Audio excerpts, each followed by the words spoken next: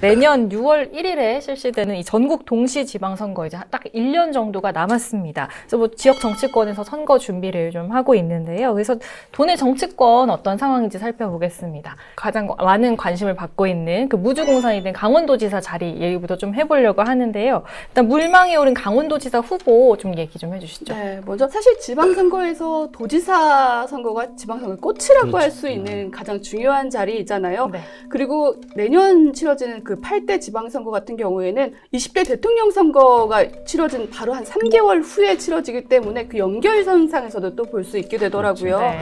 그래서 더 관심도 모이고 있고 또 특히나 지금 같은 경우에 최무순 지사가 3선을 연임했기 때문에 더 이상 출마를 할 수 없는 자격 제한이 있어서 무주공산의 상태입니다. 그만큼 1년 앞뒀지만 벌써 출마 후보자들이 굉장히 많이 나오고 있습니다. 뭐 여권 같은 경우에도 지금 이제 도청을 수성을 해야 되기 때문에 굉장히 많이 거론되고 있는데 가장 먼저 홍남기 경제부총리가 좀 나오고 있고 정만호 전 청와대 국민소통수석도 또 물망에 올라 있고요. 그리고 역시 3선인 원창묵 원주시장 그리고 육동환 전 강원연구원장 등도 거론이 되고 있습니다. 그리고 이에 맞서서 이제 도청을 탈환을 해야 되잖아요. 강원도 같은 경우에 기존에 또 사실 뭐 보수의 강세 지역이었었기 때문에 그만큼 10년의 서름을 좀 극복하기 위한 노력들을 좀 발빠르게 해주고 나오고 있습니다. 이미 이제 기존에 있는 권성동 의원 그리고 김진태 전 의원이 거론되고 있고 한기호 강원도당위원장도 여전히 물망에 올라 있는 상태입니다. 그리고 전창수 전 한국관광공사 사장도 거론이 되고 있고요. 전 행정자치부 장관인 홍윤식 장관까지도 지금 계속 물망에서 이름이 오르고 내리고 하고 있습니다. 좀 뭐 거론된 인물들 보시면서 좀 하시고 싶은 말씀 있으실까요? 그 거론되는 인사들이 대부분 많이 이제 노출된 사람들이잖아요. 그러니까 이제 도민들에게 많이 알려져 있거나 또 이제 중앙에서 화려한 커리어를 쌓으신 분들이 아무래도 거론될 수밖에 없는데 현역 의원들이 저는 이렇게 거론되는 거는 저는 조금 이제 뭐 가능성이 낮게 봐요. 왜냐하면 현역 의원들은 리스크가 담보된, 그러니까 다시 말하면 위험성이 있는 건 선택하지 않죠. 왜냐하면 자기가 계속 국회의원 할 수가 있는데 도지사면서 물론 경선 단계에서는 국회의원직을 유지할 수 있으나 만일 본선 가면 바로 이제 내놔야 되잖아요. 그렇기 때문에 아마 저는 정말 사람이 없으면은 현직 국회의원이 나올 가능성이 있지만 그렇지 않으면은 저는 관료를 역임했거나 혹은 뭐 다른 명망가들이 출마하는 구도가 잡힐 것이다라고 저는 전망을 합니다. 네, 선배님은 어떻게 보세요? 저희 이제 강원일보가 오늘 이제 뭐 여론조사를 마침 했는데 오늘 방송 제가 수치를 못 외워갖고 일단 들고 나왔어요. 들고 나왔는데 여기 들고 나왔는데 김진태 전 의원이 1등으로 나왔습니다. 차기 도지사 여론조사에서. 그리고 이제 3위가 권성동 의원, 현역 의원이죠. 이제 3등으로 나왔어요. 그래서 이제 야당에 굉장히 좋은 결과가 나왔는데, 이제 김진태, 권성동 간의 선수 정리 부분이 이제 중요한 이슈가 될 수 있다고 생각을 해요. 김진태 전 의원 같은 경우에 이제 1위에 오르긴 했지만, 사실은 이제 본인이 더 고민할 부분이 더 많아졌다고 생각을 해요. 뭐 아직은 1위지만 이 김진태 의원의 뭐 제 실력을 의심하진 않지만 이 박스권에 갇히는 특성이 있는 그래서 지지율이 어느 한계에 달할 가능성이 있고요. 반면에 이제 권성동 의원 같은 경우에는 그 부분에서는 조금 더 자유로워 보이긴 하지만 현역 의원이라는 리스크가 있고요. 선생님 이번 여론조사 결과 보시면서 좀 어떤 생각 드세요?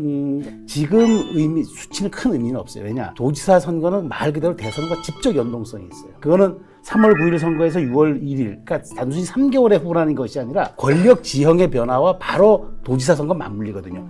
기초는 일부 조금 그런 바라면서 조금 그러니까 비껴나갈 수는 있지만 광역자치단체 선거는 예산이라든가 권력 지형이라든가 이런 게 맞물리기 때문에 그래서 제가 드리고 싶은 말씀은 뭐냐? 지금보다도 오히려 대선 결과에 따라서 사람들이 요동칠 수가 있어요. 우리가 전혀 예상 못했던 사람이 올라와 탈 수도 있는 거고 굉장히 강력하게 생각했던 사람이 거꾸로 그 대선 결과에 따라서 그다음에 빠질 수도 있는 그런 상황이 벌어지기 때문에 지금 우리가 호사가들 차원에서 예측은 하고 있지만 우리가 조금 더 정확한 걸 놓고 보려면 아마 대선이 임박했을 때서부터 우리가 조금 더 이 도지사 선거는 굉장히 각이 요동칠 것이다 라는 전망을 해볼 수 있습니다.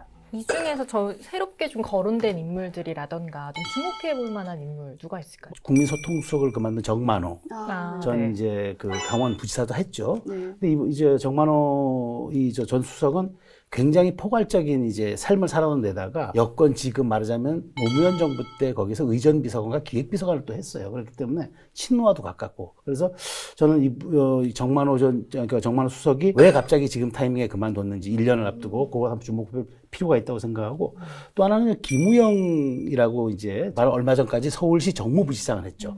이분도 저는 주목되는 게 굉장히 친노의 그 기반을 두고 있는 데다가 정치적으로 근데 자치비서관을 했고 은평구청장을 서울에서 2번을 했어요. 네. 그러니까 말하자면은 이 지방자치에 대한 굉장한 노하우와 집행 경력, 정책 경력이 있는 사람이란 말이죠. 더군다나 서울시의 부시장을 했어요. 그렇기 때문에 이분도 만만치 않은 경쟁력이 있을 거라고 보고, 또 지금 한국수력원자력 사장을 하고 있는 정재훈 사장도 이 춘천 출신인데 네.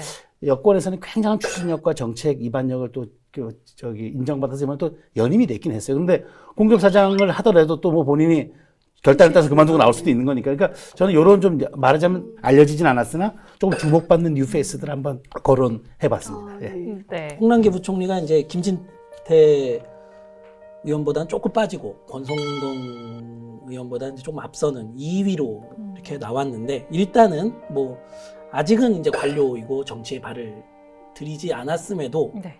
뭐 어떻게 판단하는지 모르겠어요. 이게 뭐 아쉬울 수도 있고 선전했다고 볼 수 있는데, 저는 아직 이제 정치에 발을 들이지 않은 상황에서는 뭐 비교적 잘 나왔다, 선전했다라고 보이고요. 빅네임이 홍남기에는 아직은 이제 도지사 후보를 해서 빅네임이 없는데, 네. 홍남기 여러 가지 전망이 나오잖아요. 이제 홍남기 부총리가 지금 정부랑 마지막을 할 거다.